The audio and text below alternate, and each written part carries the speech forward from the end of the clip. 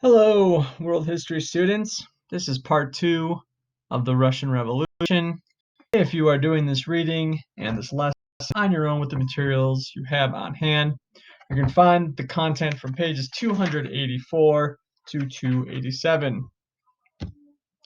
We left off with Nicholas II uh, becoming becoming the new Tsar of Russia.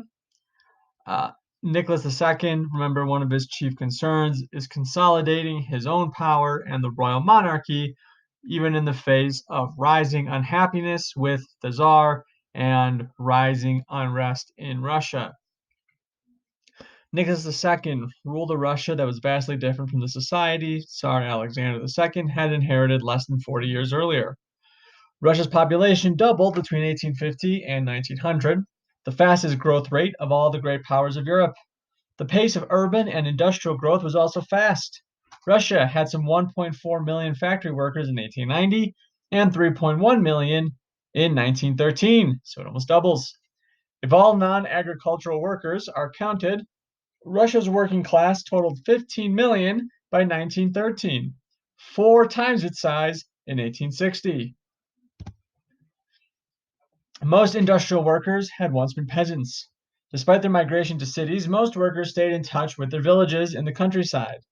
Life for these recent migrants was both different and difficult. However, like their rural brethren, most lived in grinding poverty. Both women and men worked 12 to 14 hours a day for low pay, often in harsh, unsafe, or unhealthy conditions. Housing was equally bad. Families often shared unclean and overcrowded rented rooms with other families or single workers. If Russia's peasants were discontented, its industrial workers were even more so.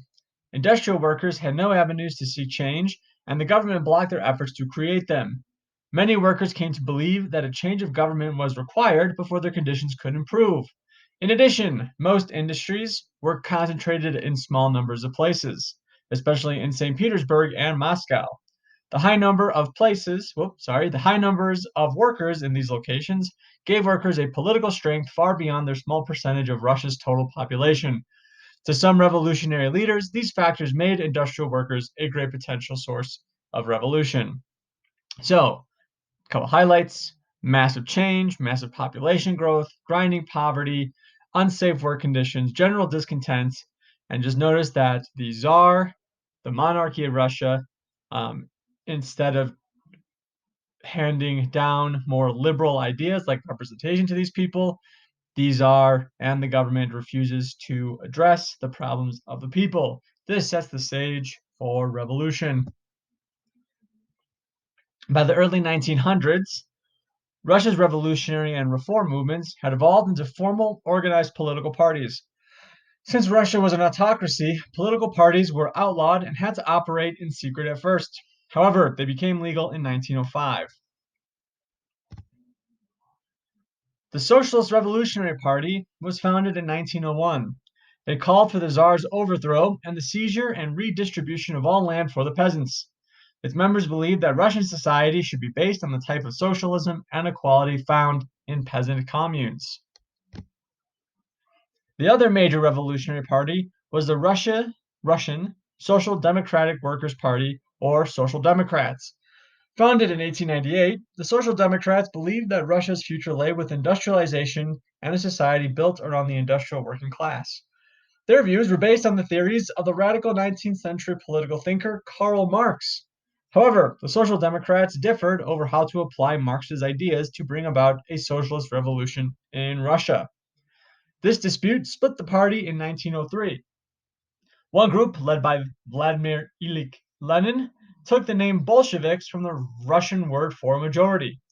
Several other groups that were by no means united became known as the Mensheviks from the Russian word for minority.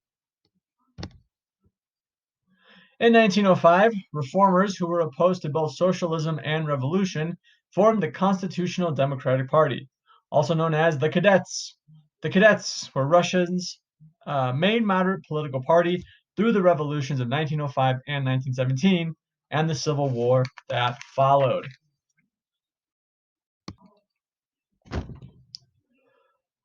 Karl Marx believed that in industrial societies, a class of owners, which he called the bourgeoisie, took advantage of the working class or proletariat in order to make profits. He predicted that when workers had been driven deep into poverty as a result of this system, they would revolt and establish a socialist state. Over time, a classless society would emerge in which people would live cooperatively without a need for government. Marx called this final stage of revolution communism. Marx's theories became known as Marxism. Russia's Mensheviks thought that the revolution they wanted would follow this pattern. Lenin held a different view. He believed that pure Marxism did not apply to Russia because its industrialization was more recent and its workers were unlike the proletariat of industrial nations such as England or Germany. Lenin argued that Russian workers did not yet have the class consciousness they needed to launch a revolution. He claimed that a group of professional revolutionaries from the intelligentsia would have to lead Russia's proletariat to revolution instead. This adaptation of Marxism is called Leninism. Lenin shaped the Bolshevik Party around these views. So the subtle difference here is that instead of a natural revolution from the working class, Lenin believed that a small group of elites, intelligent individuals, professional revolutionaries, enlightened thinkers, let's call them from a socialist perspective, that small group of people would have to lead the peasants rather than communism being formed naturally among the working class. The Revolution of 1905. Russia's humiliating defeat in its war with Japan in 1904 and 1905 added to a growing discontent with the Tsar's rule. Peasant groups, industrial workers, the intelligentsia, and non-Russian nationalists within the empire were all seeking a voice in the government. Moderate reformers and others called for the creation of a national legislature elected by the people. Remember that by this time, especially by the early 1900s, most of the major monarchies of Europe do have legislative branches. Russia continued to not. In January 1905, a huge throng of St. Petersburg workers marched on the Tsar's palace to present him with a long list of demands.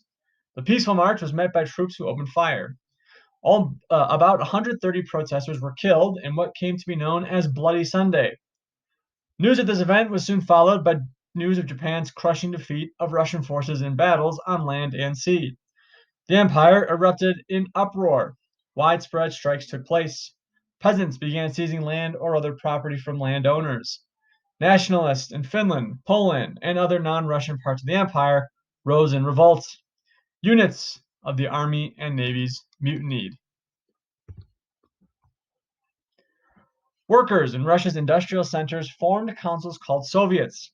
Each Soviet consisted of elected delegates from all the factories and workshops in the city or town. The Soviets organized strikes and negotiated with employers and police.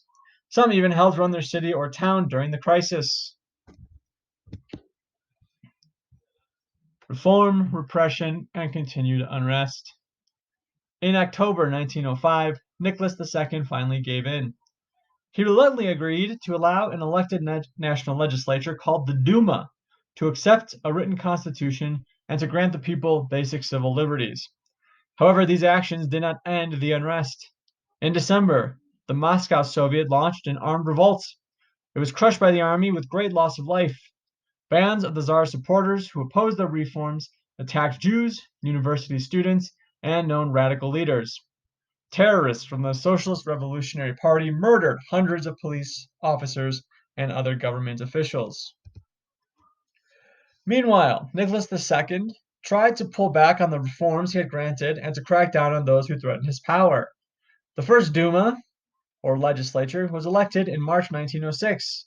Although it was controlled by the cadets, it still proved too radical for the Tsar.